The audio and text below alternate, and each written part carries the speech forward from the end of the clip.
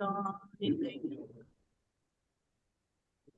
بسم الله الرحمن الرحيم. قل هو الله أحد الله الصمد لم يلد ولم يولد ولم يكن له كفوا أحد. صدق الله العلي العظيم. اللهم صل على محمد وعجل. أعوذ بالله من الشيطان اللعين الرجيم. بسم الله الرحمن الرحيم. رب اشرح لي صدري ويسر لي أمري واحلل عقدة من لساني يفقهوا قولي. اللهم صل على محمد وعلى محمد وعجل فرجا. السلام علیکم ورحمۃ اللہ وبرکاتہ. جیسا کہ آپ سب جانتے ہیں کہ اصول دین پر ہماری گفتگو چل رہی تھی، اور آج ہم اصول دین کے 5ویں رکن یعنی قیامت کے موضوع پر آ گئے ہیں. امامت تک کی بحث ہماری جو ہے وہ کمپلیٹ ہو گئی تھی. آج ہم انشاءاللہ قیامت کے موضوع کو کوشش کریں گے کہ ختم کر دیں آج اس جلسے میں.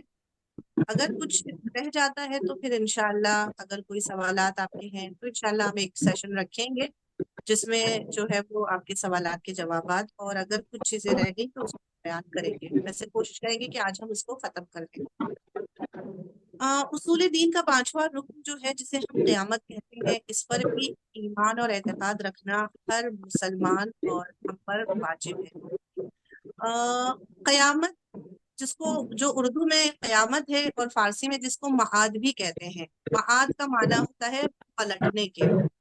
تو معاد بھی قیامت کو کہا جاتا ہے کیونکہ اس دن انسانوں کو دوبارہ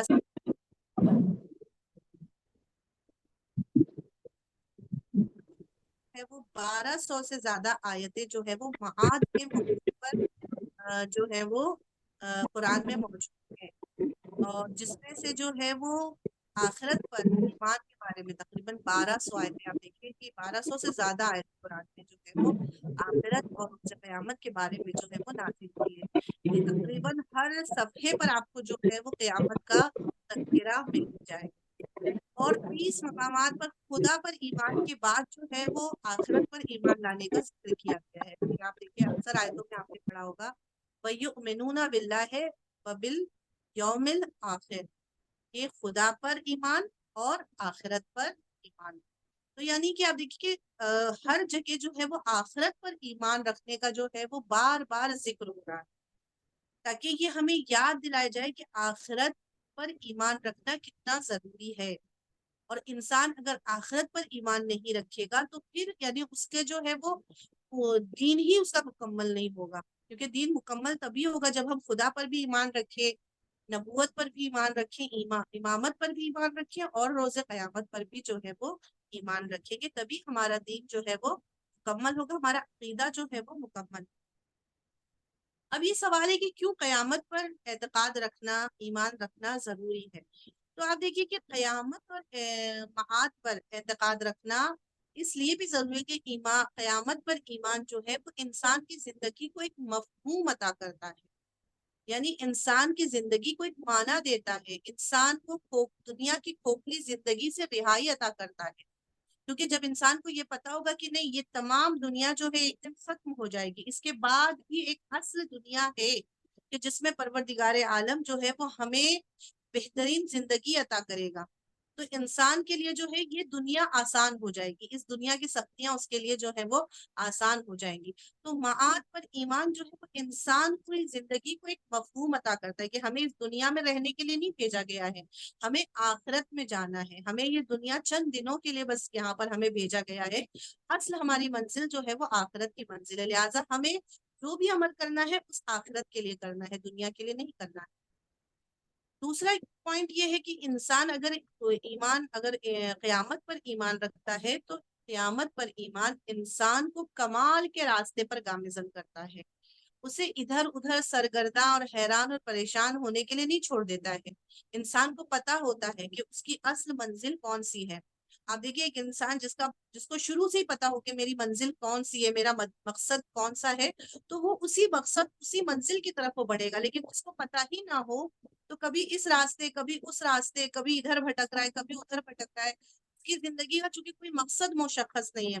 لیکن جو قیامت پر ایمان رکھتے ہیں ان کو پتا ہوتا ہے کہ ہمیں اس دنیا کے لیے نہیں بھیجا گیا، ہمیں کمال کی منزلوں کو طے کر کے اس قرب الہی کو حاصل کرنا ہے، ہمیں آخرت میں قرب الہی تک پہنچنا ہے. تو انسان جو ہے وہ دنیا میں ایک راہ اس کے لیے مشخص ہو جاتی ہے. معاد پر ایمان جو ہے وہ انسان کو تمام احکام الہی پر عمل پیرا کرنے کا جو ہے وہ تشویق کرتا ہے. یعنی انسان جب قیامت پر ایمان رکھتا ہے تو وہ تمام احکام الہی کے اوپر جو ہے وہ عمل پیرا بھی ہوتا ہے، کیونکہ اس کو پتا ہے کہ اس دنیا کے بعد بھی ایک دنیا ہے کہ جہاں پر ہمیں اپنے ایک ایک عمل کا حساب اور کتاب دینا ہے. لہٰذا وہ ایک ایک عمل کو بہت ہی دقت کے ساتھ سوچ سمجھ کر انجام دیتا ہے.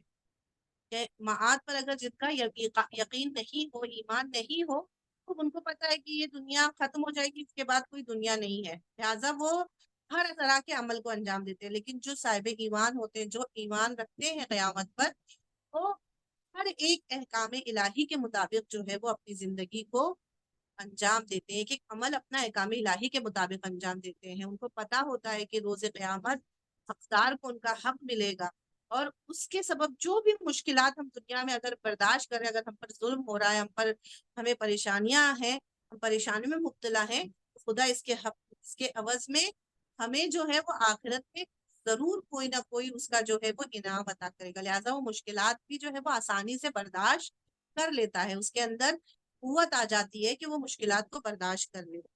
معاد پر ایمان، قیامت پر ایمان جو ہے وہ انسان کے نفس کو پاکیزہ بناتا ہے، انسان کو جو ہے وہ گناہوں سے محفوظ کرتا ہے. جس کو یقین ہو کہ ہاں روز قیامت ہے جہاں پر ہر ایک عمل کا حساب ہوتا ہے، تو پھر وہ کیا کرتا ہے، وہ اپنے نفس کو پاکیزہ بناتا ہے، وہ اپنے آپ کو گناہوں سے بچانے کی کوشش کرتا ہے. تو دیکھیں معاد اور قیامت پر ایمان جو ہے وہ کتنا انسان کے اندر جو ہے وہ تبدیلی لے آتا ہے.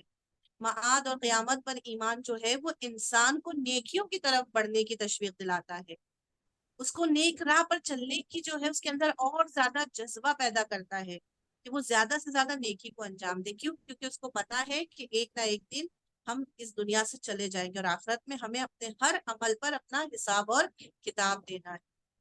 اور یہی وجہ ہے کہ آپ دیکھیں کہ جب ایک شخص جو ایک گاؤں کا دیہات کا رہنے والا تھا، جب رسول اللہ کے پاس آیا اور اس نے آ کر کہا کہ مجھے کچھ دین، میں اسلام قبول کرنا چاہتا ہوں، مجھے دین کے کچھ احکام سکھا دیجئے، تو رسول اللہ نے اپنے ایک صحابی کو دیا کہ اس کو قرآن کی کچھ آیتیں سکھا دیجئے. تو اس نے سورہ زلزال کی یہی آیت کہ فَمَن يَعْمَلْ مِثْقَالَ ذَرَّةٍ خَيْرًا يَرَهُ وَمَن يَعْمَلْ مِثْقَالَ ذَرَّةٍ شَرًّا يَرَهُ. اس کی جب تلاوت کی تو وہ شخص نے جیسے یہ سنا تو اس نے فوراً کہا کہ بس اب مجھے اس کے علاوہ کچھ نہیں سیکھنا ہے، اور کہہ کے وہ چلا گیا. وہ صحابی رسول اللہ کے پاس آئے، کہنے لگے کہ یہ کون سا شخص آپ نے میرے پاس بھیج دیا، یہ تو کچھ سیکھنا، اس نے سیکھا ہی نہیں مجھ سے. یہی ایک آیت جیسی ہی سنی، اس کے بعد کہا کہ بس میں سمجھ گیا، اور کہہ کے چلا گیا. رسول اللہ نے جواب دیا کہ وہ شخص آیا تھا جاہل بن کے، مگر جب گیا ہے عالم بن کر گیا. کہ اگر یہی ایک آیت انسان کو سمجھ میں آ جائے تو اس کو پھر اور کچھ سمجھنے کی ضرورت ہی نہیں ہے، کیونکہ اس کو پتا ہے کہ اللہ کے یہاں ہر ایک چھوٹے سے چھوٹے عمل پر، نیک عمل پر اس کو جزا دی جائے گی، اور چھوٹے سے چھوٹا اس کا اگر ایک گناہ بھی اس نے کیا تو اس کو اس کی سزا ملے گی. تو یہی ایک چیز اگر انسان سمجھ جائے تو خود بخود وہ جو ہے وہ دین کے راستے پر آ جائے گا. تو آپ دیکھیے کہ معاد پر ایمان رکھنے کے نتیجے میں انسان کے عمل میں بہت زیادہ فرق آ جاتا ہے. انسان عمل کے میدان میں بہت زیادہ حساس ہو جاتا ہے، وہ ہر کام سوچ سمجھ کر کرتا ہے، اور اس کو پتا ہوتا ہے کہ یہ دنیا میں ہمیں فقط چند دنوں کے لیے بھیجا گیا ہے، اصل منزل ہماری جو ہے وہ آخرت کی منزل ہے. لہٰذا وہ دنیا کی مشکلوں کو پھر آسانی سے برداشت کر لیتا ہے.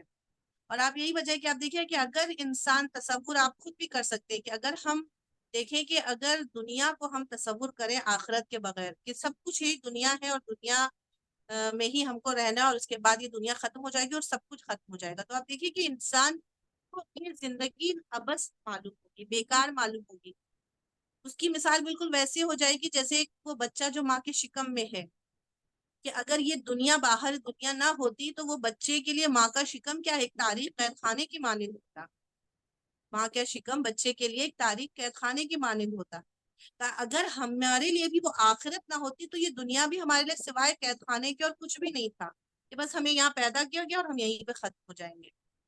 تو آخرت پر یقین جب انسان کرتا ہے تو اس کے اندر کیا ہے ایک جذبہ پیدا ہوتا ہے، اس کے اندر ایک یقین پیدا ہوتا ہے کہ نہیں، یہ دنیا جو ہے وہ چند دنوں کی، اگر مشکلات بھی آ رہی ہیں تو چند دنوں کے مشکلات ختم ہو جائیں گی اور ہمیں ہمیشہ یہاں نہیں رہنا، ہمیں آخرت کی ہم طرف اپنا جانا لگاتے ہے. رہتے. تو ہماری اصل منزل ہے. دودھ اور پنیر واپس کرنے کا دیا انسان جو ہے وہ عمل کرتا ہے، اگر اس کو تو بھیا کا دودھ اور پنیر پلیز اسے میوٹ کر لیں. کون؟ تو انسان اگر دنیا کو جو ہے وہ آخرت کے بغیر تصور کرے تو دنیا اس کے لیے بہت سخت ہو جائے گی، اس کے لیے بہت دنیا میں پھر زندہ رہنا مشکل ہو جائے گا، کیونکہ اس کا کوئی ہدف اور مقصد نہیں ہے. پھر وہ کس کے لیے زحمتیں کر رہا ہے، کس کے لیے اتنی مشقتیں اٹھا رہا ہے، کس کے لیے عبادتیں کر رہا ہے، کیوں یہ سارے عمل کو انجام دے رہا ہے جب اس کے بعد کچھ ہونا ہی نہیں ہے. تو معاد پر یقین، معاد پر اعتماد جو ہے، یقین اور قیامت پر ایمان جو ہے وہ انسان کی زندگی کو ایک ہدف بخشتا ہے. وہ لوگ جو قیامت کے منکر ہیں، اگر ان کی زندگی کو دیکھیں تو ان کی زندگی کا کوئی ہدف نہیں ہے، کوئی جو ہے ان کی زندگی کا جو ہے وہ مقصد نہیں نظر آتا، اس لیے وہ ہر کام کرتے ہیں. لیکن جو صاحب ایمان ہوتے ہیں ان کو پتا ہوتا ہے کہ یہ دنیا جو ہے پل کی مانند ہے اور اس پل سے گزر کر ہمیں اس آخرت کی منزل تک جانا ہے. اور ان کے نزدیک جو ہے وہ دنیا کیا ہوتی ہے، ایک کھیتی کی مانند ہے. کہتے ہیں نا کہ الدنیا مزرعۃ الآخرت، دنیا جو ہے وہ آخرت کی کھیتی ہے. اور جس طرح سے ایک کسان جو ہے وہ اپنی کھیتی میں جو ہے وہ فصل اگاتا ہے، اپنے کھیت میں فصل اگاتا ہے، یہ فصل کیوں اگاتا ہے؟ تاکہ آگے جو ہے اس کو آرام سے وہ کھا سکے، اس کی زندگی آرام سے کٹ سکے. کہا دنیا میں بھی ہمیں اللہ نے اسی لیے بھیجا ہے تاکہ ہم آخرت میں جو ہے وہ یہاں دنیا سے جو اکٹھا کیے ہوئے ہمارے اعمال ہیں وہ اعمال کے ذریعے سے ہم اپنی آخرت کو سنوار سکے، اپنی آخرت کو آرام دہ بنا سکے. لہٰذا جو ہے انسان پھر اس آخرت کے لیے جتنی بھی سختیاں اس کے سامنے آئیں گی وہ ان سختیوں کو برداشت کر لے، کیونکہ اس کو پتا ہے کہ ان سختیوں کے بعد ایک ایسی دنیا اور ایک ایسی زندگی اللہ ہمیں عطا کرے گا کہ جس میں آرام ہی آرام ہے، آسائشیں ہی آسائشیں. تو معاد پر یقین اور اعتقاد رکھنا اس لیے ضروری ہے کہ ہمارے عمل میں جو ہے وہ تبدیلی آ جاتی ہے. اور سب سے اہم چیز کہ قیامت پہ اگر ہمارا یقین ہو تو ہمیں خدا کی معرفت کا احساس ہوتا ہے، ہمیں خدا کی قدرت کا احساس ہوتا ہے کہ خدا، آپ دیکھیں خدا کی قدرت کے بارے میں، آپ جب قیامت کے بارے میں، روز قیامت کے بارے میں آپ غور و فکر کریں گے تو آپ کو خدا کی معرفت ہوگی کہ خدا کتنا قادر ہے. وہ قادر مطلق ہے. آپ سوچئے کہ وہ کیسے مردوں کو زندہ کرے گا. یہ سارے مردے جو کتنے ہزاروں سال، لاکھوں سال سے جو لوگ دنیا میں آئے ختم ہو گئے، خدا کتنا بڑا قادر ہے کہ کیسے جو ہے وہ ایک حکم دے گا اور یہ سارے کے سارے زمین سے لوگوں کی جو ہے وہ ایک قطار در قطار لوگ نکلنا شروع ہو جائیں گے، زمین کے اندر سے زندہ ہو کے نکلے گی. تو یہاں پر جب انسان غور و فکر کرتا ہے قیامت میں تو اسے خدا کی معرفت حاصل ہوتی ہے، اسے خدا کی قدرت کا پتہ چلتا ہے اور انسان کو عدل الہی کا پتہ چلتا ہے. قیامت کے بارے میں غور و فکر کرنے کے، قیامت میں غور کرنے کے بعد جو ہے وہ خدا کے عدل کا اس کو جو احساس ہوتا ہے کہ قیامت میں خدا کس طرح سے فیصلے کرے گا، کہ وہاں پر پھر نیک اور برے عمل کرنے والے ایک صف میں نہیں ہوں گے، بلکہ خود خدا قرآن میں کہتا ہے کہ کیا یہ لوگ جو ہیں، کیا برائی اختیار کرنے والوں نے یہ سوچ لیا ہے کہ ہم ان کو ایمان والوں اور نیک کام انجام دینے والوں کے ساتھ قرار دیں گے؟ کیا سب کی موت و حیات ایک جیسی ہوگی؟ نہیں، آج ہر نفس کو اس کے عمل کا بدلہ دیا جائے گا اور آج کے دن کسی پر بھی ذرہ برابر ظلم نہیں ہوگا. تو یعنی خدا عدل کے ساتھ وہاں پر کس طرح سے جو ہے وہ مومن اور منافق اور کافروں کے ساتھ جو ہے وہ پیش آئے گا. تو بس یہاں سے ہمیں پتہ چلتا ہے کہ قرآن یہ قیامت پر یقین اور ایمان رکھنے سے ہمارے معرفت میں بھی اضافہ ہوتا ہے. اب یہ کہ قرآن میں کیا قیامت کے بارے میں ذکر ہوا ہے، قیامت میں کس طرح سے اللہ زندہ کرے گا، قرآن میں کیا اس قیامت کا کوئی عینی نمونہ موجود ہے؟ تو جی ہاں، بہت سارے عینی نمونے قرآن میں موجود ہیں کہ جس میں واضح طور پر بتایا گیا کہ خدا کس طرح سے مردوں کو روز قیامت جو ہے وہ زندہ کرے گا۔ کہ میں بہت مختصراً بیان کروں گی کہ سورہ بقرہ کی آیت نمبر 259 میں جناب عزیر نبی کا واقعہ ہے، کہ جو سنا ہوا شاید واقعہ ہوگا آپ کو، جو ہم نے تفسیر جب بیان کی تھی تو اس میں بیان کیا تھا کہ جب جناب عزیر نبی ایک راستے سے گزر رہے تھے اور وہاں پر دیکھا پوری بستی اجڑ چکی ہے، تو جناب عزیر نبی کے دل میں خیال آیا کہ پروردگارہ یہ پوری بستی جو ہے وہ اجڑ چکی ہے، ختم ہو گئے، لوگ کیسے روز قیامت کو ان سب کو زندہ کرے گا؟ تو کہا خدا نے وہاں پر پریکٹیکلی جواب دیا، کس طرح سے کہ جناب عزیر نبی اور ان کا خچر جو ان کے ساتھ تھا، خدا نے ان کو موت دے دی۔ 100 سال تک یہ لوگ جو ہیں وہ سوتے رہے، اور پھر 100 سال کے بعد خدا نے ان کو دوبارہ سے زندہ کیا، اور زندہ کرنے کے بعد جناب عزیر نبی سے اللہ نے پوچھا کم لبث تو کتنا سوئے؟ تو جناب عزیر نبی نے کہا لبث تو یوم او بعض یوم، شاید ایک دن یا شاید آدھا دن سویا ہوں۔ تو خدا نے کہا اپنے خچر کی طرف نگاہ کرو۔ جناب عزیر نبی نے جب اپنے خچر کی طرف نگاہ کی تو کیا دیکھا کہ وہ ڈھانچہ میں تبدیل ہو چکا ہے۔ پھر خدا نے کہا کہ ذرا اپنے کھانے کی طرف نگاہ کرو، آپ دیکھیے کہ یہاں خدا اپنی قدرت کو بھی بتا رہا ہے کہ کھانا کہ جو چند دن میں چند گھنٹوں میں خراب ہو جاتا ہے، 100 سال کے بعد جب جناب عزیر نبی کو اللہ نے زندہ کیا، کھانا اسی طرح سے تر و تازہ تھا، اور جو وہ خچر تھا وہ ڈھانچے میں تبدیل ہو چکا تھا۔ تو پھر حکم خدا سے ایک مرتبہ خدا نے حکم دیا اور وہ خچر کی جو ہے وہ ہڈیاں جمع ہوئی اور گوشت جمع ہوا اور وہ ایک مرتبہ کھڑا ہو گیا۔ تو خدا نے کہا کہ جیسے ہم نے آج اسے مردہ کر کے زندہ کیا، ایسے ہی روز قیامت بھی ہم لوگوں کو زندہ کریں۔ تو آپ دیکھیے کہ قرآن میں یہ قیامت کے وقت کس طرح سے لوگوں کو زندہ کیا جائے گا، اس کے عینی نمونے جو ہے وہ خدا نے داستان کی صورت میں قرآن میں بیان کیے ہیں۔ حضرت ابراہیم کا قصہ آپ سب نے سنا ہوگا، پرندوں والا قصہ، یا بنی اسرائیل کا جو واقعہ تھا، جو گائے کا واقعہ قرآن میں موجود ہے، سورہ بقرہ کی 72-73 نمبر آیت میں پورا واقعہ موجود ہے۔ یا قوم موسیٰ میں سے 70 لوگوں کو اللہ نے زندہ کیا تھا، جب یہ لوگ کوہ طور پر گئے، انہوں نے کہا کہ ہمیں خدا کو دیکھنا ہے، ہمیں ایک جھلک خدا کی دیکھنی ہے، اور پھر خدا نے بس ایک جھلک اپنی دکھائی، روشنی، ایک نور کی جھلک دکھائی، اور یہ سب کے سب وہیں پہ ختم ہو گئے۔ پھر جناب موسیٰ کے التجا کرنے کے بعد خدا نے پھر ان 70 لوگوں کو دوبارہ سے زندہ کیا۔ تو اس طرح کے اور بھی بہت سے واقعات ہیں قرآن میں کہ جس سے واضح ہو جاتا ہے کہ اللہ قیامت کے دن کس طرح سے تمام مردوں کو پھر سے زندہ کرے گا۔ تو اس سے یہ واضح ہو گیا کہ روز قیامت اللہ دوبارہ سے مردوں کو زندہ کرے گا۔ مگر اب یہاں پر یہ سوال ہے کہ ہم نے معاد پر تو یقین کر لیا، قیامت پر ہمیں یقین ہے کہ قیامت ہوگی برپا، اور قیامت کے نمونے بھی ہم نے قرآن میں دیکھ لیے، اور اس کے کیا آثار اور فائدے ہیں ہمارے لیے قیامت پر یقین رکھنے کا، یہ سب ہمیں واضح معلوم ہو گیا۔ اب سوال یہ ہے کہ آیا روز قیامت جب ہم کو زندہ کیا جائے گا تو آیا یہ زندگی جو ہمیں ملے گی، یہ معاد، یہ قیامت میں جو زندگی ملے گی، یہ جسمانی صورت میں ہوگی یا روحانی صورت میں ہوگی؟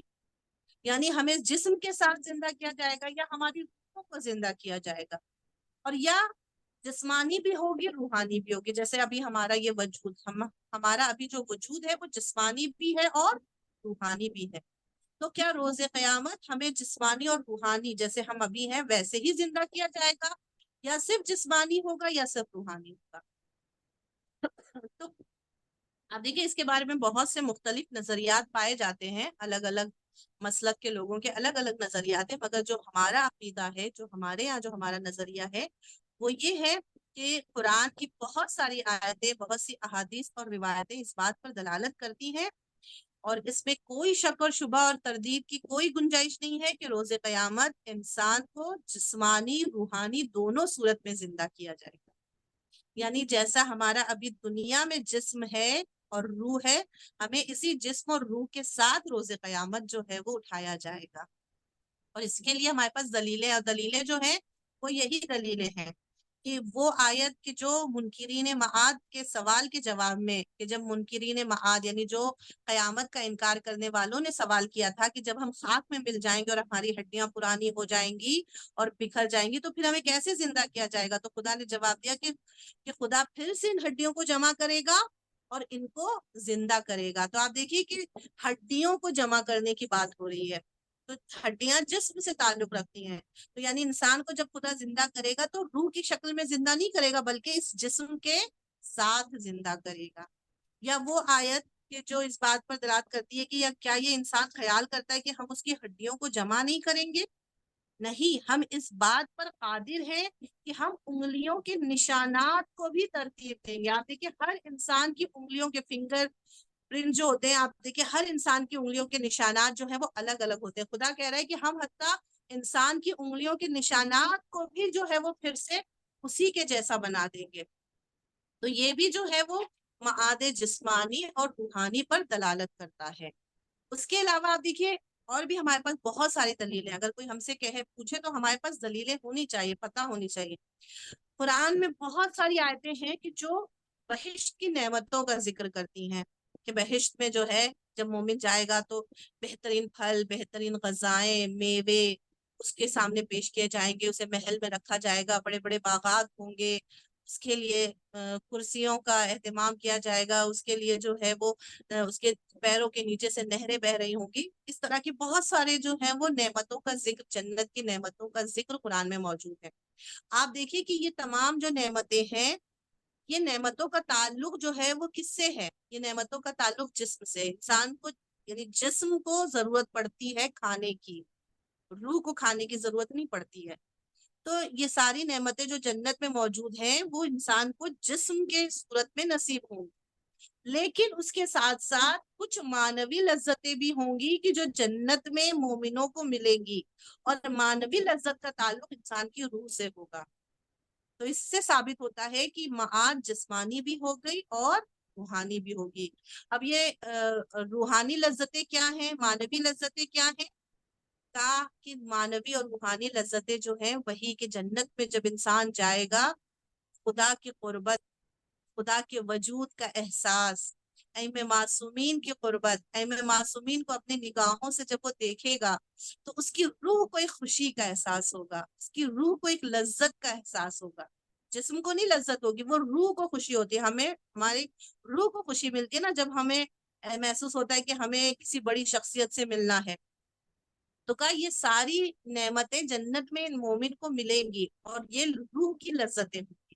لہٰذا جنت یعنی قیامت میں انسان اسی جسم اور اسی روح کے ساتھ اس کو زندہ کیا جائے گا، کیونکہ وہاں پر اس کو جسمانی لذتیں بھی، مادی لذتیں بھی ملیں گی اور معنوی لذتیں بھی ملیں گی۔ تو بس معاد جسمانی بھی ہوگا، روحانی دونوں اعتبار سے ہے، اسی لیے جسم اور روح دونوں کو وہاں لذتیں ملیں گی۔ تو اس کے علاوہ کچھ اور بھی دلیل ہے کہ وہ آیتیں جو مجرموں اور گنہگاروں کے عذاب اور سزا کو بیان کرتی ہیں۔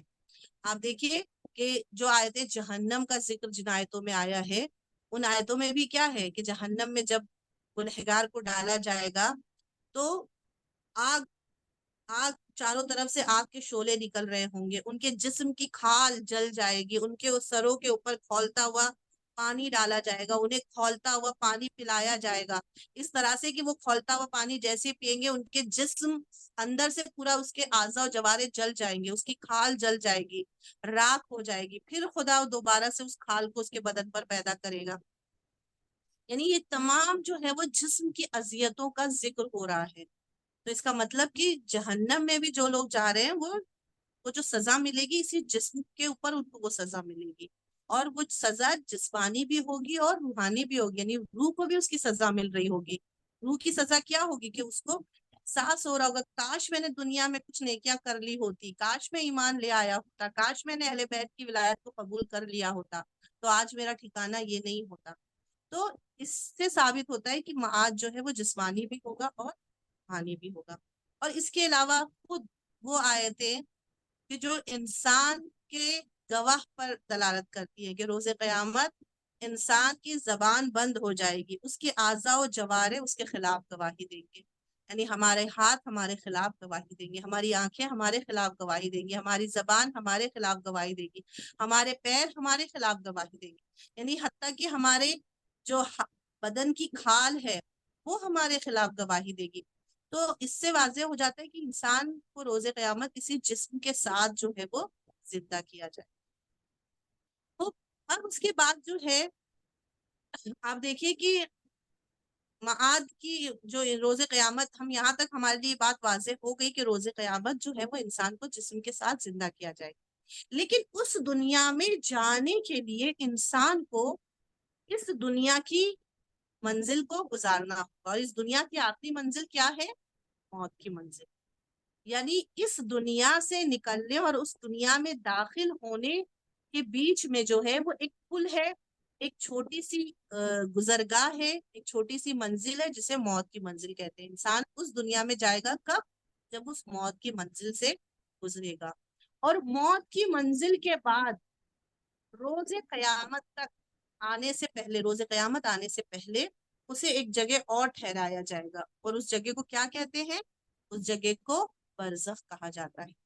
بس اگر ہم انسان کی زندگی کو دیکھیں تو انسان کی زندگی 4 مرحلے میں ہوگی۔ پہلا، دنیا میں آنے کے بعد سے لے کر موت کی منزل، پیدائش سے لے کر موت تک کی زندگی، ٹھیک ہے۔ پھر اس کے بعد جو ہے وہ عالم برزخ کی زندگی۔ عالم برزخ کسے کہتے ہیں؟ کہا موت کے بعد سے لے کر قیامت تک کی زندگی کو عالم برزخ کہتے ہیں، یعنی جب تک قیامت نہیں آئے گی ہم کو عالم برزخ میں رہنا ہے۔ اور آپ سب جانتی ہیں کہ یہ برزخ جو ہے وہ سب کے لیے مختلف ہے، کسی کے لیے لاکھوں سال کی برزخ ہے، کسی کے لیے ہزاروں سال کی برزخ ہوگی، کسی کے لیے 100 سال کی برزخ ہوگی، کسی کے لیے چند سال کی برزخ ہوگی، یعنی وہ انتقال اس کا ہوا ہوگا اور اس کے بعد قیامت آ جائے گی۔ یہ کسی کو نہیں پتا کہ کس کی برزخ کتنے سالوں کی ہے، لیکن ہر ایک کو برزخ کی منزل سے گزرنا ہے۔ اب برزخ کی جو منزل ہے آپ دیکھیے، سب سے پہلے جو ہے موت کی منزل آئے گی۔ تو موت میں جو ہے وہ موت کیا ہے کا موت جو ہے وہ ہر، جس طرح سے کہا ہر گھر کا ایک دروازہ ہوتا ہے، آخرت کا بھی ایک دروازہ ہے اور اسے موت کہتے ہیں۔ اور جب موت کی منزل آئے گی تو انسان بہت ساری چیزوں کو جو ہے وہ اس وقت دیکھے گا۔ کن چیزوں کو دیکھے گا؟ کہا ملک الموت اور فرشتوں کو دیکھے گا۔ موت کے وقت انسان کی آنکھوں کے پردے ہٹ جاتے ہیں اور پھر وہ بہت ساری چیزوں کو دیکھتا ہے۔ کہا وہ پیغمبر اکرم ام معصومین، اگر وہ مومن ہوگا تو پیغمبر اکرم اور ام معصومین کی زیارت کرے گا۔ جنت اور دوزخ میں اس کا مقام اس کو دکھا دیا جائے گا، یعنی انسان دنیا سے جانے سے پہلے ہی اس کو جو ہے اس کا مقام دکھا دیا جاتا ہے۔ اپنے گزرے ہوئے اعمال کو دیکھ لیتا ہے، یعنی ایک اس کے سامنے پورا ریکیپ آتا ہے، پوری زندگی کا اس کا جو ہے وہ اعمال اس کے نگاہوں کے سامنے آ جاتے ہیں کہ بچپن سے لے کر اب تک اس نے کیا کیا کیا ہے، وہ سب اس کی نگاہوں کے سامنے آ جاتے ہیں۔ تمام وہ دولت جو اس نے اکٹھا کی وہ مجسم ہو کر اس کے سامنے آ جاتی ہے، اس کے اولاد، اس کے رشتہ دار، اس کے قریبی دوست احباب مجسم ہو کر اس کے سامنے آ جاتے ہیں، شیطان اس کے سامنے مجسم ہو کر آ جاتا ہے، اور وہ چاہتا ہے مومن دنیا سے ایمان کے ساتھ نہ جائے۔ اور یہاں پر انسان پھر جو ہے خدا، انسان جو ہے جب اپنے اس اعمال کو دیکھتا ہے تو وہ خدا سے کہتا ہے پروردگارا ایک بار ایک اور مہلت دے دے، کچھ دن کے لیے دنیا میں پھر سے بھیج دے۔ خدا پھر پوچھتا ہے کس لیے؟ وہ تمام کام جو میرے ادھورے رہ گئے میں ان تمام کاموں کو میں پورا کر سکوں۔ پھر خدا کہے گا کلا، ہرگز نہیں، اب تم کو اجازت نہیں ہے، اس لیے کہ اب اگر تمہیں دوبارہ سے موقع دے دے تب بھی تم دنیا میں جا کر اپنے دوبارہ سے انہی اعمال کو انجام دو گے، یعنی تم نیکی کی طرف نہیں جاؤ گے، پھر سے ویسے ہی ہو جاؤ گے جیسے پہلے سے تھے۔ تو یہاں پر یہ تمام موت کی منزل گزرنے کے بعد پھر انسان برزخ میں جاتا ہے۔ برزخ میں انسان زندہ رہے گا، اس کی بھی ہمارے پاس دلیل ہے، یعنی برزخ میں جانے کے بعد ایسا نہیں کہ موت کے بعد پھر زندگی جو ہے اس کی ختم ہو گئی، نہیں، موت کے بعد اصل اس کی زندگی برزخ سے ہی شروع رہے گی۔ برزخ میں انسان زندہ رہتا ہے، اور اس میں جو ہے وہ ہمارے پاس اس کی دلیل ہے۔ کیا دلیل ہے؟ آپ دیکھیں خدا قرآن میں کہہ رہا ہے وَلَا تَحْسَبَنَّ الَّذِينَ قُتِلُوا فِي سَبِيلِ اللَّهِ أَمْوَاتًا بَلْ أَحْيَاءٌ عِندَ رَبِّهِمْ يُرْزَقُونَ، کہ وہ لوگ جو راہ خدا میں اپنی جان دے دیتے ہیں وہ ختم نہیں ہوتے ہیں، بلکہ وہ زندہ ہیں، وہ مرتے نہیں ہیں، وہ زندہ ہیں اور خدا کی طرف سے رزق پا رہے ہیں۔ یعنی مرنے کے بعد، یعنی برزخ میں انسان مرتا نہیں ہے، وہ رزق پاتا ہے۔ اب یہ ہے کہ مومن اگر ہے تو اس کو خدا کی طرف سے نعمتوں کا رزق ملے گا، اور اگر وہ گنہگار ہے تو پھر اس کے اوپر جو ہے وہ عذابوں کا سلسلہ شروع ہو جائے گا، یعنی وہ سختیوں میں برزخ میں مبتلا ہو جائے گا۔ اور پھر اس کے بعد جو ہے وہ برزخ میں جو ہے وہ برزخ کسے ہے کہتے ہیں؟ کہ دوسری دنیا کی پہلی منزل جب برزخ میں انسان چلا جاتا ہے تو اب یہاں پر جو ہے وہ سب سے پہلا جو کام اس کے ساتھ ہوتا ہے وہ سوال و جواب کا ہوتا ہے. یعنی برزخ میں جاتے ہی انسان کے ساتھ سامنے جو ہے اس کو جب دفن کر کے لوگ چلے جاتے ہیں تو اب یہاں پر سوال و جواب کا سلسلہ شروع ہوتا ہے. 2 فرشتے منکر و نکیر کی صورت میں آتے ہیں اور جو خدا کی وحدانیت، نبوت، ولایت، نماز، قرآن، انسان کی عمر کے بارے میں، تمام چیزوں کے بارے میں اس سے سوال کریں گے کہ تم نے اپنی عمر کیسے گزاری. حتیٰ مال کے بارے میں سوال کریں گے کہ تم نے یہ مال کہاں سے حاصل کیا، اسے کہاں خرچ کیا. ان تمام چیزوں کے بارے میں انسان سے سوال و جواب ہوگا. اور جس نے صحیح جواب دے دیا تا برزخ اس کے لیے جنت کے ٹکڑوں میں تبدیل ہو جائے گی، اور جس نے غلط جواب دیا تا وہیں سے جو ہے برزخ جہنم میں تبدیل ہو جائے گی. اس کے برزخ جو ہے اس کا اسی وقت سے جہنم میں تبدیل ہو جائے گی اور اس کی سزا وہیں سے شروع ہو جائے گی. اب یہ برزخ کی زندگی گزارنے کے بعد پھر جو ہے وہ قیامت آئے گی. اب جو قیامت پر ہمارا عقیدہ ہے تو آپ دیکھیے اب یہ قیامت یہاں سے آئے گی. برزخ کی زندگی گزر جانے کے بعد پھر قیامت آئے. لیکن قیامت جو ہے وہ اس وقت آئے گی کہ جب کہا کہ قیامت سے پہلے کیا ہے، ایک آواز، سور جس کو کہا گیا ہے، سور پھونکا جائے گا. سور کیا ہے؟ کہا اس دنیا کا اختتام اور دوسری دنیا کا آغاز. کہا یہ ایک قیامت خیز چیخ کے ساتھ ہوگا، ایک آواز گونجے گی اور یہ 2 بار سور پھونکا جائے گا. کہا ایک بار جب یہ سور پھونکا جائے گا تو جتنے بھی لوگ اس وقت دنیا میں زندہ ہیں، جتنی بھی مخلوق اس وقت دنیا میں زندہ ہوگی وہ سب کے سب ختم ہو جائے گی. یعنی پوری دنیا فنا ہو جائے گی، نیست اور نابود ہو جائے گی، ختم ہو جائے گی. اور اس کے بعد پھر دوسرا سور پھونکا جائے گا. پھر جتنے بھی لوگ تھے وہ سب کے سب پھر سے کھڑے ہو جائیں گے، سب اپنے اپنے قبروں سے نکلنا شروع ہو جائیں گے. اب آپ سوچ لیجئے کہ وہ وقت کیسا ہوگا کہ ہزاروں ہزاروں سال پہلے بھی جو دنیا سے گزر گئے ہیں، دنیا اول انسان سے لے کے آخر انسان تک ایک کے بعد ایک قبر سے نکلنا شروع ہو جائے. اور اس کے بعد جو ہے وہ سب کے سب جو ہے وہ اس صحرائے محشر میں، تو قیامت کے جو اس صحرا میں جو ہے وہ سب کے سب جمع ہونا شروع ہو جائیں گے. اور پھر جب تمام مخلوق کو زندہ کیا جائے گا. آپ دیکھیں قرآن میں بھی اس سور کا تذکرہ آتا ہے کہ روایت میں ہے وَنُفِخَ فِي الصُّورِ، اور پھر اس سور کو پھونکا جائے گا. اور جب سور کو پھونکا جائے گا تمام مخلوق جو زمین اور آسمان میں ہے سب کے سب فنا ہو جائے گی. اور پھر دوبارہ سور پھونکا جائے گا. پھر اچانک سبھی اٹھ کھڑے ہوں گے اور حساب اور جزا کے منتظر ہوں گے. یعنی سب اپنے اپنے حساب اور کتاب کے لیے جو ہے وہ آمادہ ہو جائیں گے. اور اس وقت کا عالم کتاب میں موجود ہے، قرآن میں موجود ہے کہ ایک نفسا نفسی کا عالم ہوگا. کسی کو کسی کی پرواہ نہیں ہوگی، نہ ماں کو بچوں کی ہوگی، نہ بچوں کو والدین کی ہوگی، نہ بھائی کو بھائی کی، نہ بہن کو بہن کی. ایک ایسی وحشت کا عالم ہوگا، ایسی خوف کا عالم ہوگا کہ جس میں جو ہے وہ انسان کو کسی کی فکر نہیں ہوگی، ہر ایک کو اپنے اعمال کی فکر ہوگی. لوگ سفید لباس میں کفن کے ساتھ کھڑے ہوں گے اور سب چلتے چلے جا رہے ہیں اس صحرائے محشر میں. اور عالم یہ ہوگا کہ سب کے حالت بہت خراب ہوگی، کوئی وہاں کسی کو نہیں پہچانے گا. لیکن یہ ایک روایت جہاں ملتی ہے کہ کوئی کسی کو نہیں پہچانے گا، وہیں یہ بھی روایتیں ہیں کہ جو مومن ہوں گے، جو دنیا میں صاحب ایمان تھے، وہ اپنے مومنوں کو پہچانیں گے. ایسا نہیں کہ مومن مومن کو نہیں پہچانے گا، لیکن ایک ایسا عالم ہوگا کہ بہت نفسا نفسی کا وہ عالم ہوگا. وہاں پہ ہر ایک اپنے اپنے حساب و کتاب کو جیسے جب وہ دن آتا ہے کہ جب انسان کے رزلٹ آؤٹ ہوتا ہے تو کیسا انسان بے چین بے قرار رہتا ہے. اسے کچھ نہ کھانے کی فکر ہوتی ہے، نہ پینے کی فکر ہوتی ہے، کسی چیز کا ہوش نہیں ہوتا، کسی چیز میں اس کا دل نہیں لگ رہا ہوتا ہے. اس کو بس یہی فکر ہوتی ہے کہ رزلٹ ہمیں کیا ملنے والا ہے. آیا میرا رزلٹ جو ہے وہ میرے کے روز قیامت یہ ہے کہ اس کے سیدھے ہاتھ میں رزلٹ آتا ہے، یعنی نام اعمال اس کے سیدھے ہاتھ میں دیا جائے گا تو اس کا مطلب کہ وہ پاس ہے. اس کے بائیں ہاتھ میں اگر اس کا نام اعمال دیا گیا تو اس کا مطلب وہ فیل ہے. تو انسان وہاں سب پریشان ہوگا کہ ہمارا نام اعمال کس ہاتھ میں دیا جائے گا، ہمارے سیدھے ہاتھ میں دیا جائے گا یا ہمارے الٹے ہاتھ میں. وہ رزلٹ کا دن ہوگا، وہ نتیجے کا دن ہوگا، اور ایک بہت ہی افراتفری کا جو ہے وہ عالم.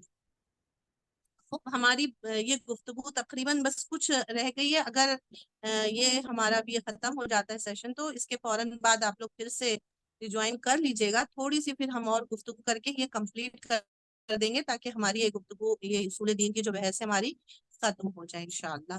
تو اگر کوئی ابھی آپ لوگ کو سوال ہے تو آپ لوگ کریے تاکہ اس کے بعد جو ہے وہ ہم جب دوبارہ سے جوائن کریں گے تو پھر ہم تھوڑا سا آگے جو ہے وہ انشاءاللہ جو ہے وہ مکمل کریں گے. اگر کسی کو کوئی سوال ہے. قبر میں منکر نکیر آئیں گے یا مبشر آئیں گے؟ نہیں، قبر میں منکر و نکیر آئیں گے. مبشر کب آتے ہیں؟ مبشر بھی آئیں گے لیکن جب یہ منکر و نکیر کا سوال کا جواب دے دیا جائے گا تب انسان کو جو مومن ہوگا اس کو بشارت دینے کے لیے آئیں گے. لیکن اصل جو ہے سب سے پہلے جو قبر میں انسان کے فرشتے آتے ہیں وہ منکر و نکیر ہیں جو سوال و جواب کرنے کے لیے آتے ہیں.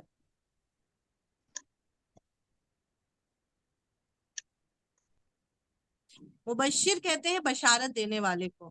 تو بشارت دینے والا جو ہے وہ تب آئے گا کہ جب انسان سوال کے جوابات دے چکا ہوگا تب اس کو بشارت دینے کے لیے پھر مبشر آئیں گے کہ آپ کے لیے اب یہ قبر جو ہے وہ جنت کے باغ میں تبدیل کر دی گئی ہے.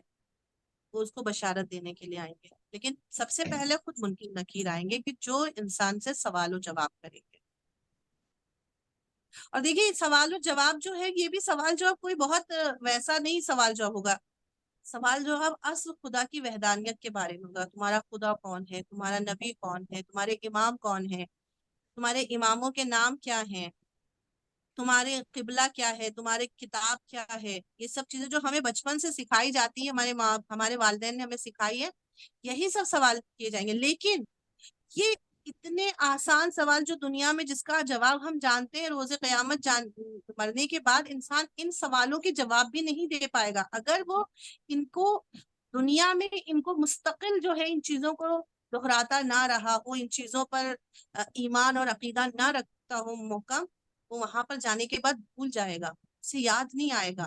یہ سارے سوالات جو بہت آسان سوالات ہمارے لیے ہیں، یہی سوالات عقیدے سے متعلق جو ہم سے کیے جائیں گے. تو اپنے عقیدے کو اس لیے کہا گیا کہ بہت مضبوط رکھیں، اپنے عقیدے پر اتنا مستحکم رہیں کہ انسان کو جب قبر میں ہم سے سوال کیا جائے تو ہم اس کے فٹافٹ جو ہے وہ جواب دے سکیں بنا کسی جھجک کے.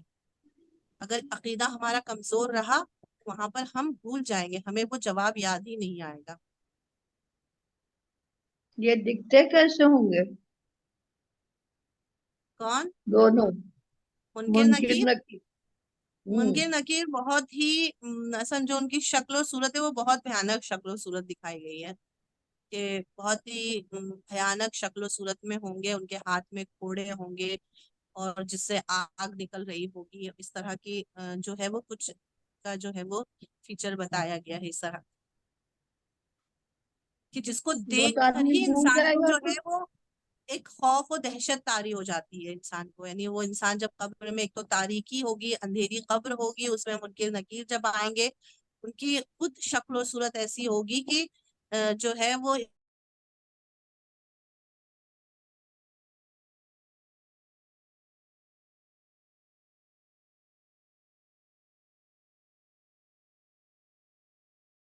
جی جی تو وہ تو آپ نے خود سے ہو رہا ہے، جی ان کو دیکھ کر ہی بھول جائے گا آدمی کیا ہو رہا ہے. جی بہت سے لوگ اس وقت اتنی خوف طاری ہوگا کہ بہت سے بھول جائیں گے. میں نے کہا نا کہ یہ آسان سے سوالات بھی انسان کو یاد نہیں آئیں گے. اور اس وقت یہی اہل بیت علیہم السلام ہے جو ہماری مدد کے لیے وہاں پر پہنچیں گے. کہ روایت میں ہے کہ جو اہل بیت کی زیارت کو جاتا ہے، اہل بیت کی زیارت کرتا ہے، اہل بیت قبر میں اس کی زیارت کو، اس کی مشکل کشائی کو آتے ہیں. تو وہاں پر یہ ہے ہمارا یقین اور ہمارا عقیدہ بھی ہے کہ اہل بیت ہماری انشاءاللہ نصرت کو آئیں گے اور وہ ہماری جو ہے وہ مدد کریں گے انشاءاللہ. تو اس کے بعد جو ہے پھر میں نے کہا کہ نام اعمال انسان کے ہاتھوں میں دیا جائے گا اور نام اعمال جس کے سیدھے ہاتھوں میں دیا جائے گا وہ اس کا مطلب کہ اس کے سارے اعمال جو ہے وہ خدا کی بارگاہ میں قابل قبول تھے، اور جن کے نام اعمال کو ان کے الٹے ہاتھ میں دیا جائے گا اس وقت جو ہے وہ انسان کو یعنی کہ اب اس کو جو ہے وہ تمام ان مراحل سے گزرنا ہے، یعنی کہ حساب اور کتاب کے مراحل سے گزرنا ہے۔ تو نام اعمال دینے کے بعد جو ہے پھر اب یہاں پر قیامت میں جو ہے وہ انسان کے سامنے گواہوں کو لایا جائے گا، یعنی انسان کے سامنے جو ہے وہ لوگ آئیں گے گواہ بننے کے لیے۔ خداوند عالم لوگوں کی تمام اور اچھائیاں اور برائیاں آپ دیکھیں جانتا ہے اچھی طرح سے، چاہے انسان نے اس کو ظاہر میں انجام دیا ہو چاہے چھپ کر، لیکن خدا کی مصلحت اور حکمت اس چیز پر قائم ہوگی کہ قیامت میں لوگوں سے سوالات ان کے اعمال کے کارناموں اور گواہوں کی گواہی کے اعتبار سے کرے، کیونکہ ورنہ خدا تو سب کے اعمال کے بارے میں جانتا ہے، لیکن خداوند عالم جو ہے وہ روز قیامت جب انسان سے سوال و جواب، یعنی ایک سوال و جواب جب روز قیامت انسان کو اٹھایا جائے گا وہاں پر بھی اس سے سوال و جواب ہوگا، اور اس کے اوپر گواہ مقرر کیے جائیں گے۔ سب سے پہلا گواہ خود خداوند عالم ہوگا کہ ان اللہ علی کل شیء شہید، بے شک خدا ہر چیز پر گواہ ہے، آپ دیکھیں قرآن میں موجود ہے۔ تو خداوند عالم جو ہے ہم خدا کی بارگاہ میں جب جائیں گے تو خدا خود ہمارے اوپر گواہ ہوگا، یعنی وہ ہمارے اعمال کے جو ہے وہ گواہی دے گا۔ دوسرے خود انبیاء اور ائمہ معصومین علیہ السلام کہ ان کو بھی گواہ بنا کر بلایا جائے گا کہ جو ہمارے اعمال پر گواہی دیں گے۔ کتاب میں لکھا ہے کہ اور قیامت کے دن ہم ہر امت میں سے ایک گواہ لائیں گے، یعنی ہر امت میں سے جو ہے وہ گواہ کو لایا جائے گا۔ تیسرا خود فرشتے، یعنی ہر انسان آئے گا اس حال میں کہ فرشتے اسے لے جائیں گے اور فرشتے ان کے کاموں پر گواہ ہوں گے۔ آپ سب جانتی کہ اللہ نے انسان کے کاندھوں پر 2 فرشتوں کو رکھا ہے جو اس کے اعمال کو ثبت کرتے ہیں، ایک اس کے نیک اعمال کو، ایک اس کے برے اعمال کو ثبت کرتا ہے۔ تو یہ فرشتے بھی انسان کے جو ہے وہ مقابل میں جو ہے وہ گواہی دیں گے، کہ اسی لیے آپ دیکھیں کہ دعائے کمیل میں امام فرماتے ہیں بار الہ میرے ان گناہوں کو معاف کر دے جنہیں لکھنے کے لیے اپنے محبوب فرشتوں کو حکم دیا اور انہیں ہمارے اعضائے جسمانی کے ساتھ گواہ بنایا ہے، یعنی فرشتے بھی ہمارے خلاف جو ہے وہ گواہی دیں گے۔ اگر ہم نے نیک عمل انجام دیا ہے تو نیکیوں کی گواہی دیں گے، اگر ہم نے برے اعمال انجام دیے ہیں تو ہمارے گناہوں پر بھی وہ گواہ ہوں گے۔ چوتھا خود وہ زمین گواہ ہوگی، اس دن وہ اپنی خبریں بیان کریں گے۔ قرآن میں موجود ہے یومئذ تحدث اخبارها، کہ قرآن زمین بھی جو ہے وہ اپنے خبروں کو ظاہر کرے گی، یعنی جو بھی گناہ ہم نے جہاں بھی جس زمین پر انجام دیا ہے وہ زمین بھی ہمارے خلاف گواہی دے گی۔ تو مولا کائنات فرماتے ہیں، اسی لیے روایتوں میں ہے کہ مسجد میں ہر جگہ نماز پڑھو، چونکہ ہر جگہ قیامت کے دن نماز پڑھنے والے کے لیے گواہی دے گی۔ اسی طرح جب مولا کائنات بیت المال کو مستحقین میں تقسیم کر دینے کے بعد جب زمین خالی ہو جاتی تھی تو آپ 2 رکعت نماز پڑھتے تھے اور بیت المال کی زمین سے خطاب کر کے کہتے تھے کہ اے زمین قیامت میں گواہ رہنا کہ حق کے ساتھ یہاں مال جمع کیا اور حق کے ساتھ ہی اسے تقسیم کر دیا۔ تو آپ دیکھیے کہ زمین بھی انسان کے لیے، انسان کے مقابل میں گواہ بنے گی، لہٰذا کہا گیا کہ انسان کو چاہیے کہ وہ ہر جگہ زمین پر جو ہے وہ نماز ادا کرے، نیک کام کو انجام دے تاکہ وہ زمین اس کے لیے گواہ بنے۔ 5واں جو ہے خود زمانہ، یعنی یہ وقت جو ہے وہ انسان کے لیے جو ہے وہ گواہ بنے گا، کہ یہاں پر یہ روایت بھی 6 امام سے ہے کہ ما من یوم یاتی علی ابن آدم الا قال ذلک اليوم یا ابن آدم انا یوم جدید وانا علیک شہید، کہ امام صادق فرماتے ہیں کہ کوئی دن انسان کے لیے نہیں گزرتا ہے مگر وہ دن انسان سے کہتا ہے کہ اے فرزند آدم میں نیا دن ہوں اور میں تمہارے اعمال پر گواہ ہوں، لہٰذا آج جو بھی عمل انجام دینا وہ اچھائی کا عمل انجام دینا تاکہ قیامت کے دن میں تمہاری نیکیوں پر گواہی دے سکوں، اور اگر یہ دن گزر گیا تو پھر تم مجھے نہیں پاؤ گے مگر یہ کہ روز قیامت۔ تو یہاں پر دیکھیے وقت بھی انسان کے خلاف گواہی دے گا۔ انسان کے اعضاء و جوارح، میں نے بتایا کہ انسان کے اعضاء و جوارح بھی جو ہے وہ انسان کے خلاف گواہی دیں گے۔ اور سب سے اہم خود عمل کا حاضر ہونا، یعنی انسان نے جو عمل کو انجام دیا ہے وہاں پر وہ عمل بھی خود مجسم شکل میں ظاہر ہو جائے گا، یعنی انسان کہیں فرار ہی نہیں کر سکتا ہے۔ اگر اس نے کوئی ایسا گناہ انجام دیا ہے وہ گناہ جسمانی شکل میں اس کے سامنے ہوگا. اس کو ہم بہت ہی آسان لفظوں میں اگر ہم ابھی کے سمجھنے کے لیے اگر ہم مثال پیش کرنا چاہیں تو جیسے یہی ویڈیو کلپ ہے کہ جب انسان کوئی گناہ کر رہا ہے اس کی ویڈیو کلپ بتا دی جائے اور اس سے کہا جائے تم نے یہ گناہ کیا ہے تو وہ انکار کرے گا. لیکن اگر وہ ویڈیو کلپ اس کے سامنے رکھ دی جائے کہ نہیں دیکھو یہ تم انجام دے رہے تھے تو وہاں وہ کیا کر سکتا ہے, وہ چپ رہے گا. اسی طرح سے ہمارے سارے اعمال جو ہیں جو گناہ ہیں وہ مجسم شکل میں ہمارے سامنے ظاہر ہو جائیں گے اور جو ہمارے خلاف گواہی دیں گے. کہ روایت میں ہے کہ اس دن کو یاد کرو جب ہر نفس اپنے نیک اعمال کو حاضر پائے گا اور اعمال بد کو بھی, کہ جن کو دیکھ کر یہ تمنا کرے گا کہ اے کاش ہمارے اور ان برے اعمال کے درمیان ایک طویل فاصلہ ہو جاتا. تو بس یہاں پر یہ ساری چیزیں انسان کے خلاف گواہی دیں گی. اس کے بعد انسان کے اعمال کو میزان عمل پر جو ہے وہ تولا جائے گا. اب میزان عمل کیا ہے, یہ کیا کوئی ترازو ہے, کیا ہے؟ کا میزان یہاں پر مختلف روایتیں ہیں. بہرحال بعض روایتیں کہتی ہیں کہ ایک ترازو کی شکل میں ہوگا, بعض کہتے ہیں کہ نہیں یہ ولایت اہل بیت ہے, اہل بیت علیہ السلام کی محبت اور ان کی ولایت ہے کہ ان کے کردار کے عمل پر ہمارے عمل کو تولا جائے گا. جن کا عمل ان کے کردار سے قریب ہوگا, ان کے اعمال سے قریب ہوگا, ان کا پلڑا بھاری ہوگا تو وہ جنت میں جائیں گے. جن کے اعمال ان کے اعمال سے دور ہوں گے تو ان کو جہنم میں ڈال دیا جائے گا. تو یہاں پر پھر ترازو میں انسان کے اعمال کو تولا جائے گا. اب یہ ترازو دنیاوی ترازو نہیں ہوگا مگر ایک مثال ترازو کی دی جا رہی ہے کہ جس میں چیزوں کو تولا جاتا ہے. روایت میں ہم قیامت کے دن انصاف کے ترازو کو قائم کریں گے اور کسی نفس پر ذرہ برابر بھی ظلم نہیں کیا جائے گا اور کسی کا عمل رائی کے دانے کے برابر بھی ہے تو ہم اسے لے آئیں گے اور ہم سب کا حساب کرنے کے لیے کافی ہیں, خدا کہہ رہا ہے. تو وہاں انصاف کا ترازو قائم کیا جائے گا جسے میزان عمل کہا جائے گا اور اس پر انسان کے عمل کو تولا جائے گا.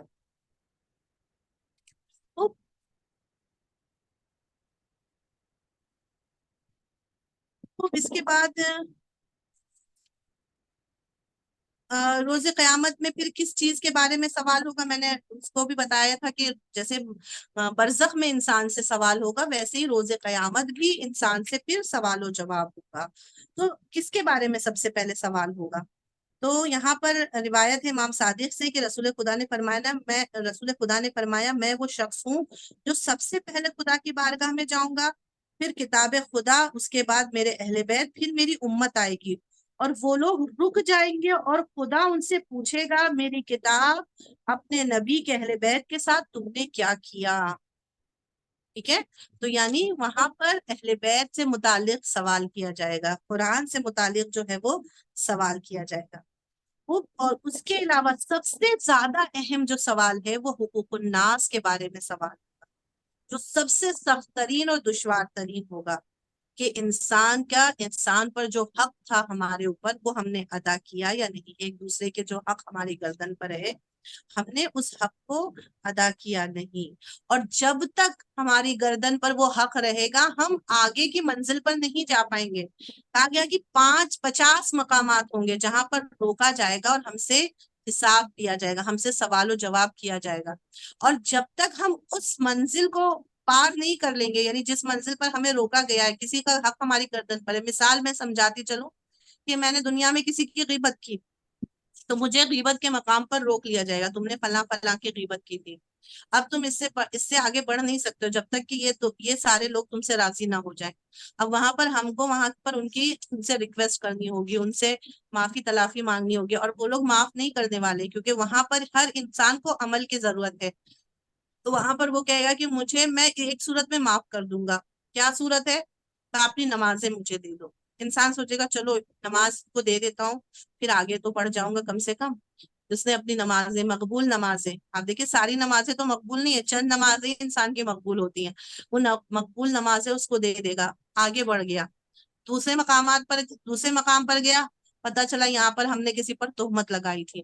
اب وہ شخص جس پر تہمت لگائی تھی وہ اس نے ہمارے دامن پکڑ لیا. اب اس مقام پہ ہم کو روک لیا جائے گا کہ تم نے فلاں وقت میں فلاں جگہ پر اس شخص پر تہمت لگائی تھی. اب وہ شخص آگے بڑھنے نہیں دے گا. جب تک وہ معاف نہیں کرے گا ہم آگے نہیں بڑھ سکتے ہیں. تو پتہ چلا وہاں پر بھی ہم سے اس نے کہا کہ ہمیں تمہارا روزہ چاہیے, ہمیں اپنے اس کو روزہ دینا پڑے گا. یعنی یہ سارے 50 مقامات پر انسان کو اسی طرح سے روکا جائے گا, اور جب تک اس مقام پر جس کا حق ہماری گردن پر تھا وہ معاف نہیں کرے گا ہم آگے نہیں بڑھ سکتے ہیں.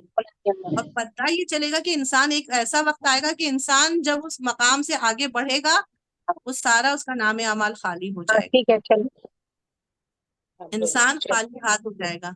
تو گزر لہٰذا جو جب ہے بہت دیر سے بلا رہی نماز تمہاری بہت منہ پہ آ جاتے اہم چیز ہے. تم آ جاؤ تب سے. کسی کو مائک پلیز مائک میوٹ کر دیجئے. تو یہاں پر اپنے گردن پر کسی کا حق مت آنے دے. اگر ہم سے کوئی گناہ ہو جاتا ہے, کسی پر تہمت ہم نے لگا دی, فوراً اس سے معافی مانگے. اگر غیبت کر دی ہے تو فوراً استغفار کریں.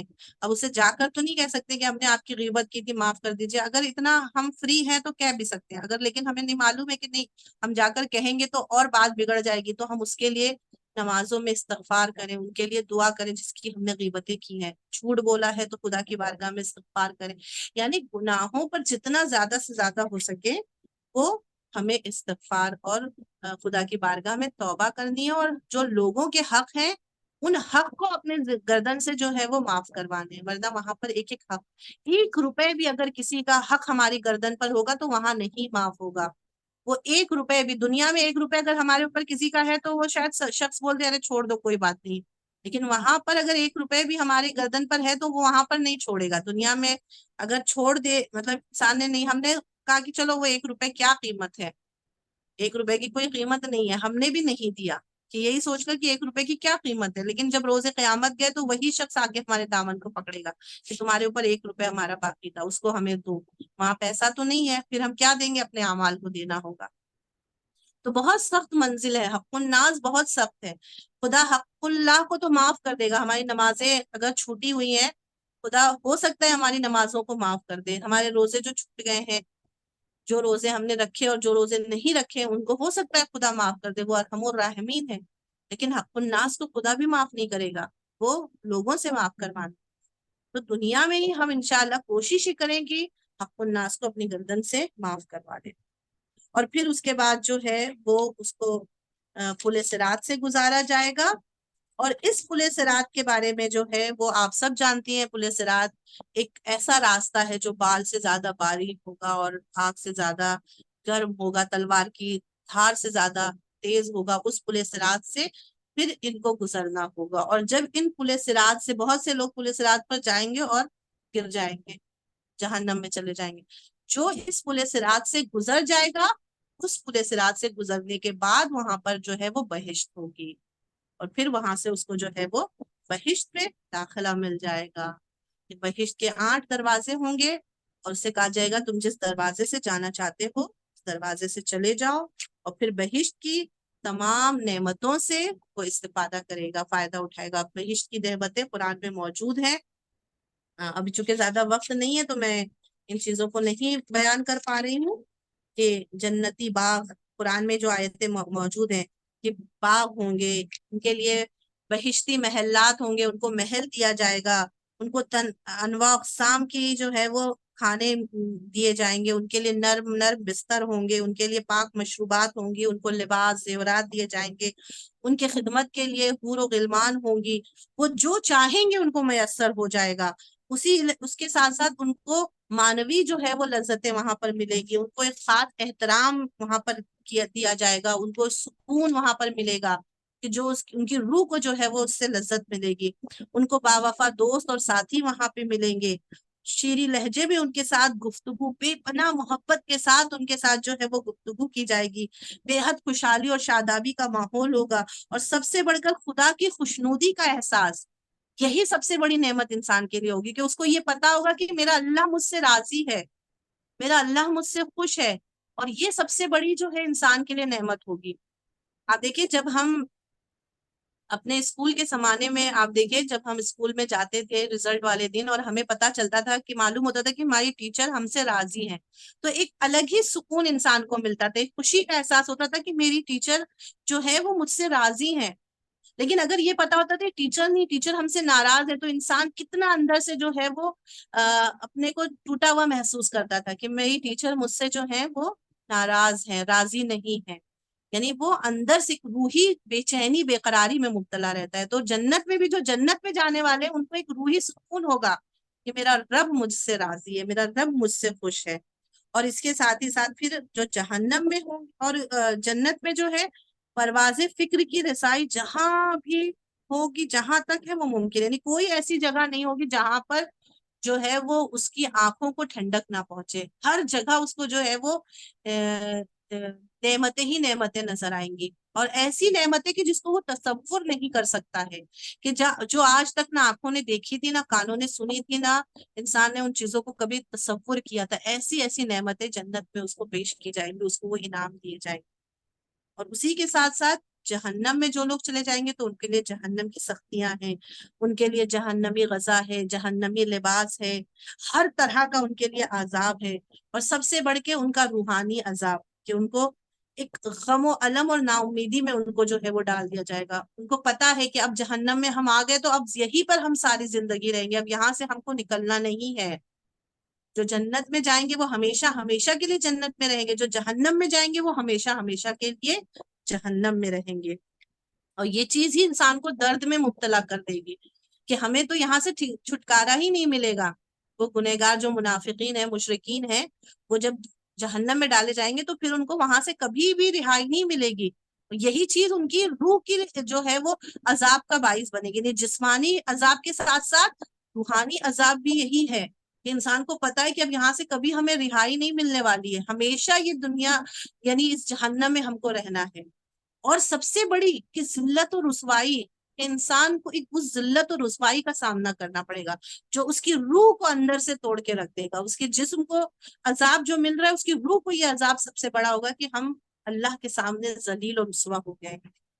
اور اس کے علاوہ تحقیر و توہین، یعنی اس کے ساتھ کوئی نرمی سے نہیں پیش آئے گا، فرشتے اس کو تحقیر کریں گے، اس کی توہین کریں گے، بار بار انسان مرنے کی تمنا کرے گا کہ کاش مجھے موت آ جائے، میں ختم ہو جاؤں، لیکن اسے موت نہیں آئے گی کیونکہ اتنی وہ تحقیر و توہین کو برداشت نہیں کرے گا۔ آپ دیکھیں انسان کہتا ہے نا جسمانی جو ہے وہ چوٹ کو برداشت کر لے، مگر اگر اس کے دل پر چوٹ لگے، اس کو تحقیر کیا جائے، توہین کیا جائے، تو وہ برداشت نہیں ہے۔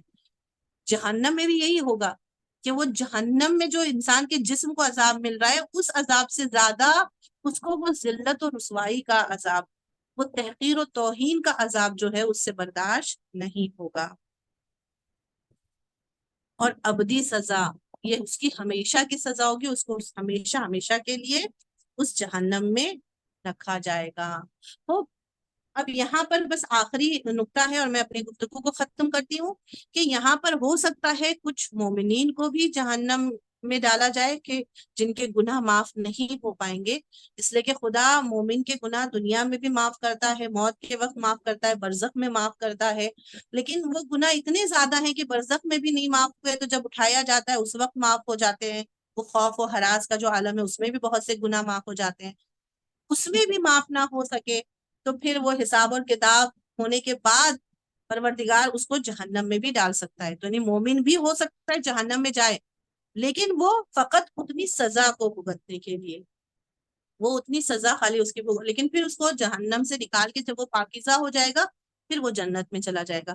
اور ممکن ہے کہ کوئی مومن جو ہے وہ جہنم میں نہ جائے، اس کے گناہ معاف نہیں ہو سکے، لیکن پھر بھی وہاں پر ایک ہمارے پاس اور امید کا دامن ہمارے پاس باقی ہے، اور وہ ہے معصومین کی شفاعت، کہ ممکن ہے کہ ہمارے گناہ معاف نہ ہو سکے، حساب اور کتاب کے بعد بھی ہمارے گناہ معاف نہ ہو سکے، تو پھر وہاں پر اہم معصومین ہماری مشکل کشائی کے لیے آئیں گے، جناب فاطمۃ الزہرا آئیں گی کہ پروردگارہ یہ میرے اہل بیت میرے حسین کا عزادار ہے، میرے حسین کا چاہنے والا ہے، یہ میرے حسین پر رونے والا ہے، یعنی وہ عزادار اہل بیت کے محب کو اس کے وہ گناہ معاف کروا دیے جائیں گے اور پھر اس کو جنت میں داخل کر دیا جائیں گے۔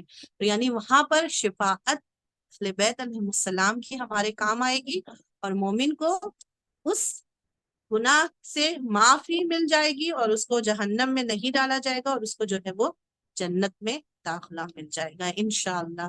پروردگار عالم کی بارگاہ میں یہی دعا ہے کہ پروردگار عالم ہم سب کو اہل بیت کی راہ پر چلنے کی توفیق عطا فرمائے، ہم سب کو معرفت اہل بیت عطا فرمائے، ہم سب کو تعلیمات اہل بیت پر عمل کرنے کی توفیق عنایت فرمائے، اور سب سے بڑھ کر ہمارے یقین کو، ہمارے اعتقاد کو، ہمارے عقیدے کو پروردگار عالم مضبوط بنائے۔ چونکہ آج کل کا جو ماحول چل رہا ہے، انسان کے ایمان یا آخری دور ہے، انسان کا عقیدہ انسان کا عقیدہ جو ہے وہ انسان اپنے عقیدے، اپنے ایمان کو اپنے ہاتھوں سے زائل کر دے، کسی کا نہیں کچھ بھروسہ۔ لہٰذا کوشش کریں کہ اپنے ایمان کو مضبوط رکھیں، اپنے عقیدے کو مضبوط رکھیں، مستحکم ایمان رہیں، اور دعا کرے کہ خدایا دنیا سے بھی ایمان، دنیا میں آئے تھے ایمان کے ساتھ، اور دنیا سے جانا بھی، جب بھیجنا بھی تو ایمان کے ساتھ دنیا سے اٹھانا انشاءاللہ۔ اور اسی لیے کہا گیا کہ زیادہ سے زیادہ یہ دعا بھی پڑھے، یا اللہ ہو، یا رحمان ہو، یا رحیم، یا مقلب القلوب ثبت قلبی علی دینک۔ اس دعا کو زیادہ سے زیادہ پڑھیں، دعائے غریق ہے جو۔ بس یہ ہماری یہاں پر گفتگو جو ہے وہ ختم ہو گئی۔ ابھی کوئی آپ کو سوال ہو تو کر لیں، ورنہ پھر ہم اپنے جلسے کو ختم کرتے ہیں انشاءاللہ۔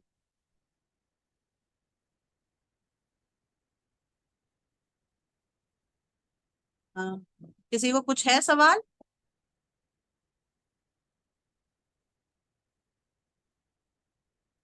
مجھے لگتا ہے نہیں ہے، تو پھر ہم ختم کرتے ہیں۔ جی آپ کی آواز نہیں آ رہی ہے۔ پوچھنا نہیں تو لکھ دیجیے، وہ جواب دے دیں گی عالمہ۔ ٹھیک کوئی ہے، ہاں، سوال آپ ہے؟ بعد میں کوئی سوال ہو تو آپ لوگ بعد میں کر لیجیے گا انشاءاللہ، بعد میں ہم اس کا جواب دے دیں گے۔ ٹھیک ہے، پھر ہم اپنے ٹھیک، جلسے کو ختم کرتے ہیں۔ جی پروردگارہ محمد اور آل محمد کا تجھے واسطہ ہے، ہماری عبادت کو قبول فرما۔ پروردگارہ ہم نے جو بھی یہ علم حاصل کیا ہے خدایا، اسے ہماری روح کی گہرائیوں میں اتار دے، ہمیں دین راہ پر، دین حق پر، دین اسلام پر چلنے کی توفیق عنایت فرما، ہمیں اہل بیت کی تعلیمات پر عمل کرنے کی توفیق عنایت فرما۔ خدایا ہمیں اہل بیت کے ساتھ محشور فرما۔ پروردگارہ جتنے بھی ہم نے گناہ انجام دیے ہیں خدایا، محمد اور آل محمد کے صدقے میں ہمارے تمام گناہ کبیرہ اور صغیرہ کو بخش دے، ہمارے مرحومین کے تمام گناہ کبیرہ اور صغیرہ کو بخش دے۔ پروردگارہ ان کی برزخ کی منزل کو آسان بنا۔ پروردگارہ برزخ میں ہم سب کو وحشت قبر، دہشت قبر اور عذاب قبر سے محفوظ رکھنا۔ پروردگارہ تجھے واسطہ دیتے محمد اور آل محمد کا، اے میرے معبود ہمارے مرحومین کو جوارب معصومین میں جگہ عنایت فرما، ان کی قبر کی، ان کی برزخ کی منزل کو آسان بنا، ان پر اپنی رحمتیں نازل فرما، ہمارے اولادوں کو، ہماری آنے والی نسلوں کو صراط مستقیم پر چلنے کا پابند بنا، انہیں نمازی دیندار بنا۔ پروردگارہ تجھے واسطہ ہے محمد اور آل محمد کا، اے میرے معبود ہمیں تعلیمات اہل بیت پر عمل کرنے کی توفیق عنایت فرما۔ محمد اور آل محمد کے صدقے میں جو بیمار ہیں انہیں شفاء کامل عنایت فرما، جو مشکلات میں گرفتار ہیں ان کی مشکلات کو آسان فرما، جو بھی دل میں حاجتیں ہیں، جتنی بھی مومنات، جتنی بھی میری بہنیں یہاں پر ہیں بیٹھی ہوئی خدایا، اور جتنے بھی مومنات ہیں دنیا میں خدایا، ان کی تمام جائز حاجات کو پوری فرما۔ خدایا تجھے تیرے اہل بیت کا واسطہ ہے پروردگارہ، مسلمانوں کی حفاظت فرما، فلسطین کے مسلمانوں کی حفاظت فرما۔ خدایا چھوٹے چھوٹے بچوں پر ظلم و ستم ہو رہے ہیں خدایا، ان کو واسطہ ہے مظلوم کربلا کا، تجھے واسطہ ہے جناب سکینہ کا، جناب علی اصغر کا واسطہ خدایا، ان مظلوم بچوں پر رحم فرما، دشمنان اسلام کو نست و نابود فرما خدایا، فلسطین کو مکمل آزادی عطا فرما خدایا، قبل اول کو مکمل آزادی نصیب فرما۔ پروردگارہ محمد اور آل محمد کے صدقے میں پروردگارہ ہمارے ملک میں امن و سکون اور چین قائم فرما خدایا، ظالم حکومت کا خاتمہ فرما۔ پروردگارہ تجھے واسطہ ہے محمد اور آل محمد کا، اول و آخر یہی دعا ہے پروردگارہ، اس مہدی زہرا کے ظہور میں تعجیل فرما، ہمیں ان کے آبان و انصار میں شامل فرما، ہمارے امام کو ہم سے راضی اور خوشنود فرما۔ ربنا تقبل منا انک انت السمیع العلیم، آمین آمین یا رب العالمین۔ اللہم صلی علی محمد وآل محمد وعجل فرجہم، اللہم صلی علی محمد وآل محمد وعجل فرجہم۔ ایک مرتبہ سورہ الحمد اور 3 مرتبہ سورہ اخلاص کی تلاوت کر کے تمام مرحومین کی روحوں کو جو ہے وہ ہدیہ کر دیجیے۔ اللہم صلی علی محمد وعلی محمد وعجل فرجہم، اللہم صلی علی محمد وعلی محمد وعجل فرجہم، اللہم صلی علی محمد وعلی محمد وعجل فرجہم۔ بسم اللہ الرحمن الرحیم، الحمد للہ رب العالمین، الرحمن الرحیم، مالک یوم الدین، ایاک نعبد و ایاک نستعین، اہدنا الصراط المستقیم، صراط الذین انعمت علیہم غیر المغضوب علیہم ولا الضالین۔ بسم اللہ الرحمن الرحیم، قل هو اللہ احد اللہ الصمد لم یلد ولم یولد ولم یکن له کفوا احد۔ بسم اللہ الرحمن الرحیم، قل هو اللہ احد اللہ الصمد لم یلد ولم یولد ولم یکن له کفوا احد۔ بسم اللہ الرحمن الرحیم، قل هو اللہ احد اللہ الصمد لم یلد ولم یولد ولم یکن له کفوا احد۔ اللہم صلی علی محمد وعلی محمد وعجل فرجہم، اللہم صلی علی محمد وعلی محمد وعجل فرجہم، اللہم صلی علی محمد وعلی محمد وعجل فرجہم۔ پروردگار سورہ فاتحہ کو چہاردہ معصومین علیہ السلام کی خدمت میں ہدیہ کرتے ہیں۔ پروردگار محمد اور آل محمد کے صدقے میں میرے مالک، اس کا جو بھی اجر و ثواب وہ تمام شہدائے کربلا، شہدائے اسلام، شہدائے شام، شہدائے ایران، عراق اور جتنے بھی شہید ہو رہے ہیں دنیا میں، خدایا ان سب کی روحوں کو ہدیہ کرتے ہیں بحق محمد اور آل محمد۔ اس کا جو بھی اجر و ثواب ہے ان کے فعل میں وہ تمام علماء کرام، مجتہدین کرام جنہوں نے دین کی خدمت میں اپنی تمام زندگی گزار دی ہے، پروردگارہ دنیا سے جو گزر گئے ہمارے علماء اور مجتہدین کی خدمت میں ہدیہ کرتے ہیں، ان کے طفیل میں جو بھی اجر و ثواب ہے خدایا ان کو تمام مومن و مومنات کی جو دنیا سے گزر گئے مرحومین ان کی روحوں کو بخشتے ہیں، اور جتنے بھی ہمارے گروپ کے ممبران ہیں خدایا ان کے مرحومین کی روحوں کو بخشتے ہیں، اور بالخصوص اس جلسے میں جتنے بھی مومنات شامل ہیں ان کے مرحومین کی روحوں کو بخشتے ہیں۔ اور یہ چند نام جو بیان کیے گئے میں پھر سے ان ناموں کو بھی لے لینا چاہتی ہوں، مخصوصاً سید ابو محمد ابن سید تصدق حسین، کنیز فاطمہ بنت مرزا کاظم، رئیس فاطمہ، سید اختر حسین جعفری، سید تزین پاشا، احمدی بیگم، سید جعفر حسین، سیدہ فاطمہ، سید عابد حسین، نیلوفر بیگم، ذاکیہ بیگم، سریہ نقوی، سروری خاتون، علمدار حسین، سردار حسین، شیراز فاطمہ، محمد طاہر، قمر النساء اور جتنے بھی مرحومین ہمارے دنیا سے گزر گئے ہیں خدایا ان سب کی روحوں کو بخشتے ہیں محمد اور آل محمد کے صدقے میں، ان کے گناہوں کو معاف کر کے ان کو اجر عظیم عطا فرما، انہیں جوارب معصومین میں جگہ عنایت فرما۔ ربنا تقبل منا انک انت السمیع العلیم، آمین آمین یا رب العالمین۔ اللہم صلی علی محمد وآل محمد وعجل فرجہم۔ زیارت پڑھ لیتے ہیں۔ بسم اللہ الرحمن الرحیم، السلام علیکہ یا ابا عبداللہ، السلام علیکہ یا ابن رسول اللہ، السلام علیکہ وعلی جدک و ابیک، السلام علیکہ وعلی امک و السلام علیکہ جمیعا شہداء کربلا و اسیران کربلا، السلام علیکم ورحمۃ اللہ وبرکاتہ، السلام علیکہ یا غریب الغرباء، السلام علیکہ یا معین الضعفاء والفقراء، السلام علیکہ یا شمس الشموس، السلام علیکہ یا انیس النفوس ایھا المدفون بارض دوس، السلام علیکہ یا مغیث الشیعۃ والزوار فی یوم الجزاء، السلام علیکہ یا سلطان العرب والعجم یا ابا الحسن علی ابن موسی رضا روحی بجسم لک الفدا، السلام علیکم ورحمۃ اللہ وبرکاتہ، السلام علیکم یا مولانا یا صاحب العصر والزمان، الامان الامان الامان من فتن الزمان، السلام علیکم شریک القرآن، السلام علیکم مظہر الایمان، السلام علیکم یا امام انس والجان، السلام علیکم یا امام زمان هذا، عجل اللہ تعالی فرجک وسهل اللہ تعالی مخرجک وظہورک، السلام علیکم ورحمۃ اللہ وبرکاتہ، اللہم صلی علی محمد وعلی محمد وعجل فرجک، اللہم صلی اللهم صل على محمد وعلى محمد وعجل فرجهم۔ اللہم جزاک اللہ خیر، بہت ہی اچھے اور بہت ہی واضح طور پہ آپ نے یہ توحید، عدل، نبوت، امامت، قیامت کو بہت ہی اچھے سے ڈسکرائب کیا ہے، اور یہ ہم سب کو بہت اس سے کافی انشاءاللہ کافی فائدہ ہوا اور کافی چیزیں ہم لوگوں نے سیکھی۔ بہت بہت شکریہ خیر آپ کا۔ جزاک اللہ، آپ لوگوں کا بھی شکریہ، آپ لوگوں نے اتنے اس سے آپ لوگوں نے اس درس کو سنا. خدا آپ لوگوں کو بھی اس بہت کی اچھا. جزائے اور یہ خیر. 5 سیشن جو چلے اور 5 اس میں اتنے اچھے واضح طور پہ یہ امامت بھی بہت اچھے طرح سے. اور قیامت آج ختم ہوا ہمارا یہ ٹاپک, اور بہت ہی اصول دین کے اوپر کافی اچھی, بہت اچھی آپ کی یہ ساری یہ جو تقریر رہی ہے. قہر, بہت شکریہ آپ کا, جزاک جی اللہ. جزاک آپ لوگوں کا بھی شکریہ. دعاؤں میں یاد رکھیے گا. انشاءاللہ ضرور, انشاءاللہ. جی جی ٹھیک ہے. التماس سے دعا. خدا حافظ. ٹھیک ہے, خدا حافظ. خدا حافظ.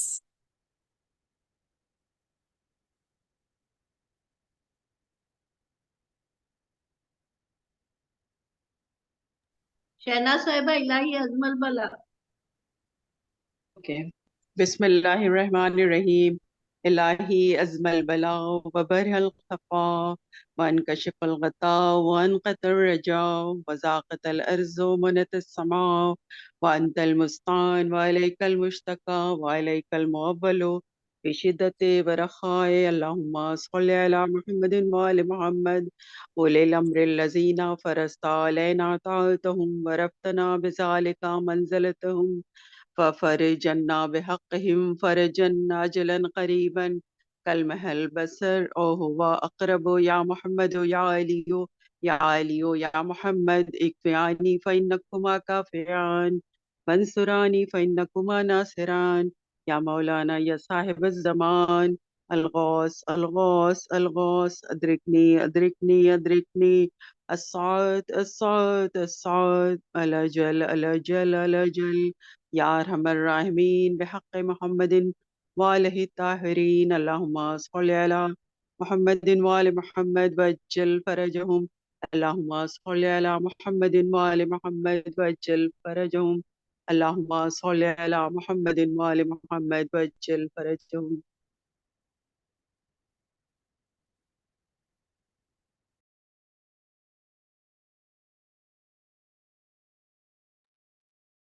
خدا حافظ. شکریہ سب آپ لوگ جوائن کیے. خدا حافظ.